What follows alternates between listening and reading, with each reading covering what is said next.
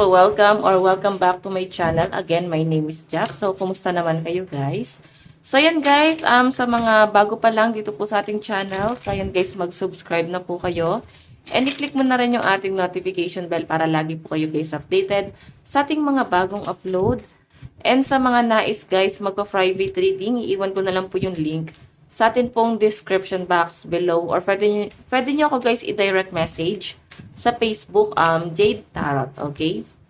So, tignan natin guys. Kanino bang love reading itong masasagap natin? Pero titignan muna natin guys ano ba yung kwento. Okay? Kanino pong love reading? Ito spirit guide. Energies, spirit guide, energy. So guys, meron tayong Cupid's Arrow. Have faith, love is coming, surprise invitation, or meeting hesitation. Okay, so I think guys, itong person na to, nakilala mo siya social media, or pwedeng nasa malayo siya, pwedeng hindi kayo guys ganun nagkikita, sobrang dalang. Tapos parang nung nagkaroon ng something sa inyo is, parang nasa malayo pa siya. Okay, so sa nakikita ko dito guys, ayan. Kung may pagkikita daw sa inyo guys, itong person na to, nakikita ko sa kanya yung kaba, nervyos, parang hindi guys siya ready. I think parang nilalakasan na lang nitong taong to yung loob niya. Okay, nilalakasan niya na lang yung loob niya para mag-connect yung energy niya sa inyo or kumonect sa inyo, sa energy mo. So, I know, love is coming, surprise invitation, or meeting hesitation. Mukhang may pagkikita naman talaga. And itong taong to guys, mukhang mahilig din ito sa surprise, no? Mukhang sino-surprise kanya. Ano ba to? Biglang nagpapadala ng mga gift. Magaling siya guys magsalita. Kumbaga parang mabulaklak yung ano niya, bibig niya, no? Kung mag-ano sa inyo. So parang nadadala ka, no? Parang kinikilig ka, ganun. So tignan po natin. Okay, kanina po itong love reading. Mukhang okay yung energy guys. Wala akong nakitang paghihirap dito. Mukhang bagong tao to. Or baka bago pa lang kayo. Mukhang wala naman guys masyadong gulo sa inyo. Okay, so meron tayo guys paradise. Happiness, expansion, joy, playfulness, oneness, enjoying each other. Diba? Mukhang may travel guys sa inyo ng person mo. May nakikita ko dito guys transformation. So I think etong taong to, pwedeng ano siya, pwedeng kaibigan mo siya or wala pa kayo guys label na tong taong to. So, may nakikita ko dito guys, masaya naman siya sa inyo. Okay, kaya parang gusto kanya guys makasama. Magbiyahe, baka travel buddy kayo guys, mahilig ba kayo mag-hiking? Or ano ba to? Ganon yung nasasagap ko dito. Basta mahilig kayo guys magbiyahe, mag-explore. So, mukhang magka-vibes kayo. So, I think guys, mukhang twin flame mo tong taong to. Okay, twin flame. So, pag sinabing twin flame, minsan may mga struggle, pero ka-vibes mo yung taong yan. Sobrang nagkakasundo kayo, guys. Kung yung hilig niya, parang napapaboran mo yon. Okay, so titignan natin. Meron tayong girl talk, time with friends, moving on, happily single, living in the moment, having fun. Mukhang single naman yung iba sa inyo. So, I think bagong tao talaga itong kukonect sa energy mo. Or baka bago pa lang kayo. Baka naman guys, single ka pa talaga. And baka wala pa kayong label. Baka, di ba, nasa talking stage pa lang kayo itong taong to. At mukhang nakakagaanan mo na agad guys ng loob etong taong to sa pinapakita sa akin. Okay, so tingnan pa natin. Energy, spirit guide. Meron tayong healthy choice. So, mukhang di ka pa ready. Makulit lang talaga tong tao to. Mukhang di ka pa ready. So, pinapakita nga sa akin, guys, mukhang okay ka naman sa ganitong setup nyo. Walang label. Okay naman sana siya. Pero mukhang hindi mo naman din siguro, guys, panghihinayangan tong taong to. Ganun yung nababasa kong energy mo. So, ano pa lang siya, guys? Oh, may axe.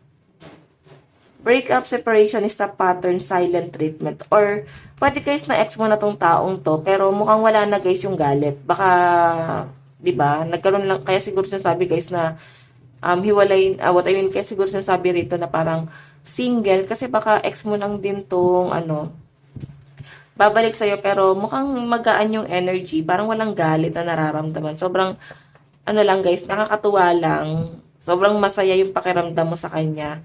Sa pinapakita sa akin guys, okay? So, tignan pa natin. Ayan, yan ang nasasagap kong energy. Wala na guys, pressure. Okay, so ito yung energy guys ni person. Ito yung energy mo. So, what I mean, ito yung energy ni person. Ito yung energy mo. Magkaiba yung ano. Tignan natin guys, no? Nararamdaman sa'yo ng person mo ngayon. Nakakonect mo ngayon. Nararamdaman niya sa'yo. Nararamdaman sa'yo ng person mo. Nararamdaman sa'yo ng person mo.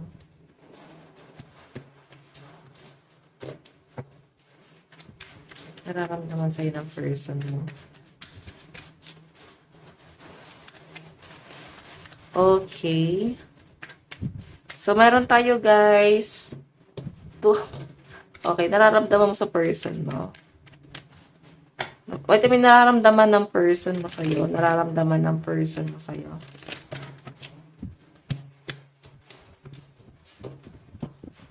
Okay. Nararamdaman mo sa person mo. Pwede naman guys na karelasyon mo siya, kaya siguro nagkaroon ng breakup doon. Baka naman may tampuhan kayo. Pero mukhang maayos din naman to guys agad, no?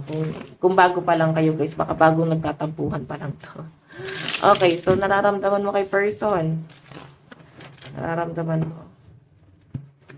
Oops.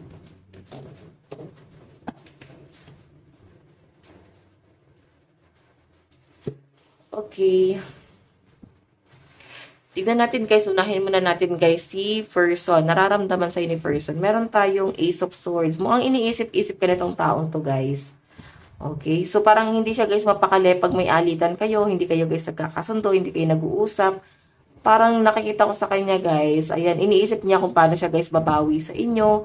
So mukhang may tampuhan nga, pero mukhang maayos din naman to guys, no? Kung bago pa lang tong relasyon na to. As in, bago pa lang talaga to guys. Okay? So, iniisip-isip ka guys itong person na to kung no-contact kayo ngayon or iniiwasan mo kasi masama loob mo sa kanya. Tignan natin guys ano naman po yung magiging, ano naman yung tingin ng person mo sa'yo ngayon. Kasi yung nararamdaman niya sa inyo guys, ayan, iniisip-isip ka niya eh. Iniisip niya kung iniisip mo rin ba siya. Okay, so tignan natin, tingin sa'yo ng person mo. Meron tayo guys, the sun. Iba ka pala guys magalit. Ganyan katignan ng person mo. Kaya so, pag nagagalit ka guys, nananahimik siya. Kasi ayaw ka na guys sabayan nitong taong to.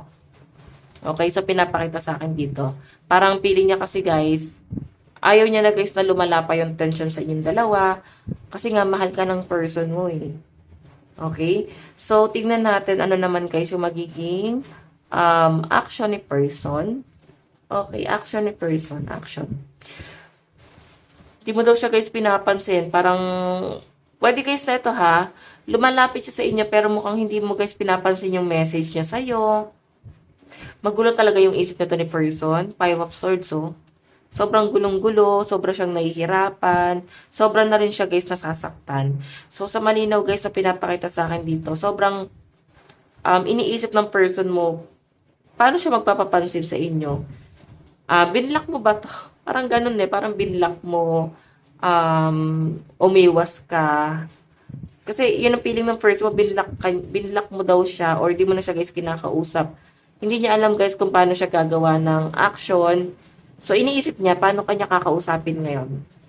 Kasi parang grabe yung pag-iwas na ginawa mo sa kanya. Okay? So, ayan. Naguguluhan siya ngayon. So, huwag kayo mag-alala guys. Mukhang makakagawa naman guys ng paraan si person. Para mag-reach out sa inyo. So, tignan natin guys, ano naman po yung magiging outcome na itong iniisip niya ngayon. Kasi mukhang nagpaplano naman siya. Mukhang marami naman siya guys plano para sa relationship niyo guys. Okay. Meron tayo guys Ace of Wands. So, temptation. Ako. Ayan. So, yung magiging outcome guys, nakikita ko dito, mukhang tumitindi yung pagmamahal sa'yo ng person mo. Sa ginagawa mo guys na to, na parang nahihirapan siya. Mas tumitindi. Alam nyo guys, ang lakas ng dito, ng mga fire sign. Aries, Leo, Sagittarius, sa side ni person, no? Meron tayong ear sign na Aquarius, Gemini, Libra. Ayan. Yun ang nasasagap ko. So, tumitindi yung pagmamahal niya sa inyo. Siguro, ibang-iba ka na ngayon. Hindi ka na guys katulad ng dati. Sobrang ganda mo na ba ngayon? Or sobrang gwapo mo na ba ngayon? Hindi ka siguro kasi guys nai-stress. I think etong person na to guys, sobrang selosa siya. Siya yung nai-stress kasi sobrang pagmamahal sa inyo. Bottom of the deck, meron tayo guys, Six of Pentacles. Mukhang aamuin ka naman guys. Meron siya guys ipapangako sa inyo. May travel pala eh. Mukhang masusurprise ka guys. Meron ako nakitang biyahe dito kay person. Mukhang babiyahe siya papunta sa inyo. Sabi ko sa inyo guys, mahilig siya guys mag-effort, then mag-travel. So, baka guys nasa biyahe kayo, baka hindi kayo guys nagkakasundo, kung baka nag-out of town kayo, diyan pa kayo guys hindi nagkasundo. Okay, so tingnan natin guys sa side mo naman. Ayan, may earth sign din sa side ni person. Capricorn, Taurus, and Virgo. Tahimik lang tong taong to. Okay. So, tingnan natin guys, ano naman ang nararamdaman mo kay person. Meron tayong Three of Pentacles. Sobrang busy nyo guys. Hindi nyo guys napapansin. Ayan no. Busy ka sa trabaho or busy ka sa ibang bagay.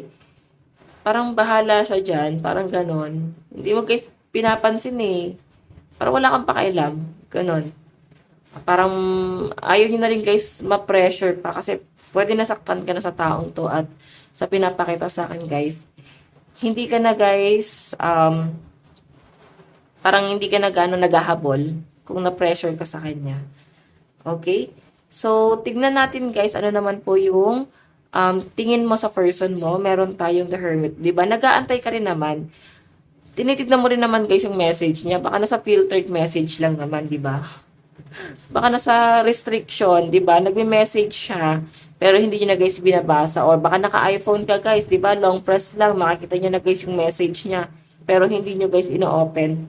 Okay? Pero aware ka guys na nagpapapansin siya, nagme-message siya. Mukhang di mo lang guys talaga pinapansin. Pwedeng pinagmamasdan mo lang siya. Ano yung gagawin nitong taong to?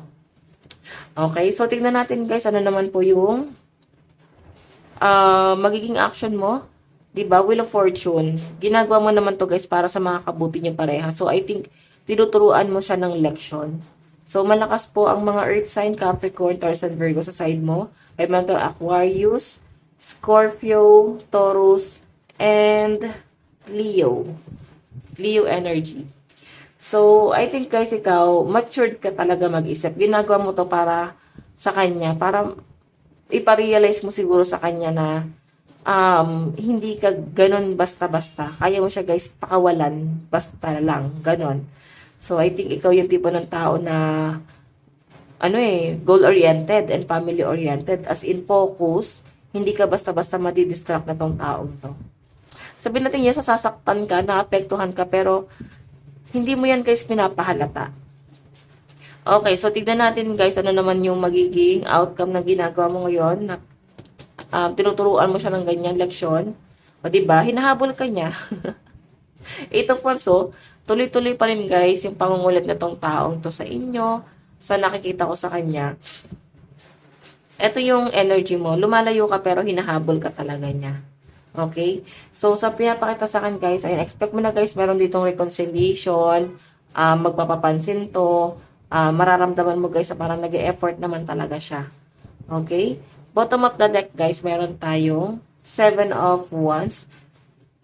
Kasi pinaglaban mo na to eh. Napagod ka na guys na ipaglaban siya. So, parang desidido na rin talaga yung iba sa inyo. Talagang bibigyan mo siya ng leksyon. Pero sa pinapakita sa akin guys, mukhang maayos niya naman to. Yung iba naman dito guys, hindi pa guys may message siguro si person. Kaya parang nagmamatigas ka. So parang habang tumatagal, lalo ka nagiging matigas. Okay, pero may nakikita ko dito guys message. Makikipag-reconcile to sa inyo. Pero okay naman guys yung energy nyo. May tampuhan lang talaga. Sobrang ganda naman nga guys na nakikita ko. Baka na may tampuhan nyo is isang araw na yung lumilipas. Diba? Ay naipaglalaban, diba? Sobrang guys, pakipot yung energy na sasagap ko sa inyo. So, na kayo guys magpakipot. Kasi mukhang ikaw naman guys yung mahal ng person mo, yun, no? Nakikita ko guys mukhang nagbibigay rin naman siya or meron talaga siya guys plano. Kasi may give and take or talagang siya yung tipo ng tao na gusto niya guys siya yung bigay ng bigay sa relasyon yung dalawa. Okay, so may fire sign din sa side mo, Aries, Leo, Sagittarius. Okay, malakas ang fire sign, no? Aries, Leo, Sagittarius dito. And, ayan nga, Aquarius, Scorpio, Taurus, Leo, ayan. Virgo and Capricorn.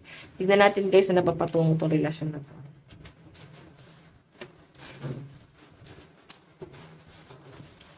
Okay. Saan na ba ito patungo? Lang guys ha.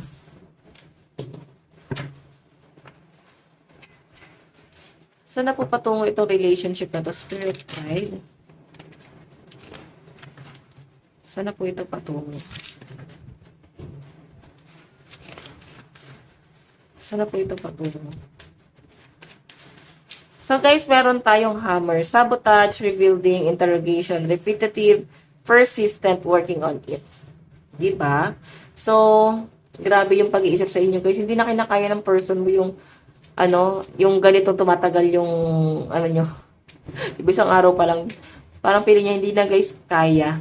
Yung iba naman dito guys, pwedeng ikaw, hindi mo na rin naman guys talaga kinakaya. Pero, parang kailangan mong gawin eh. So, meron tayo guys ascending, transcending obstacle, learning, expansion, new pace, preparing for union.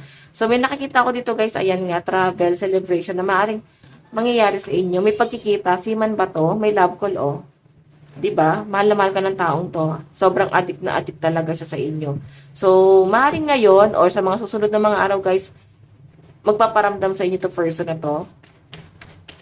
Okay? Meron tayong addiction. Ayan no, kakasabi ko lang guys, may addiction.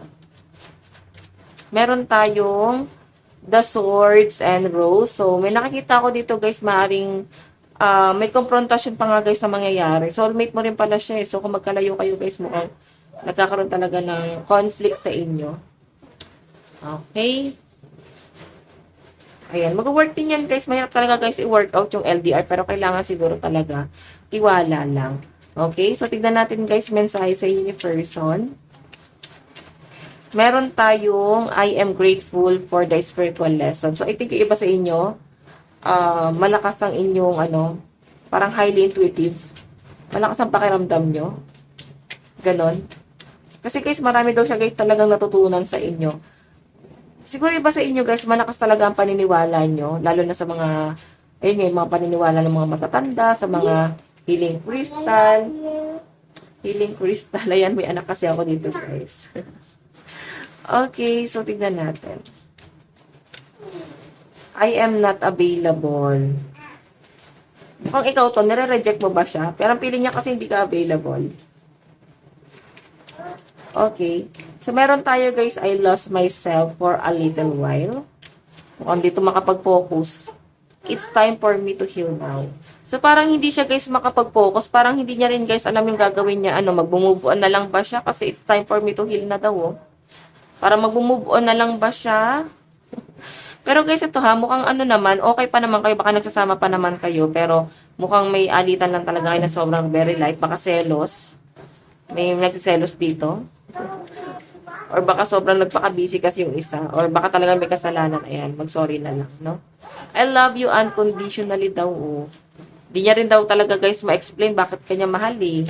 So guys, ito lang naman po ang inyong daily love reading. Bukas po ulit. God bless and love you. Bye-bye po.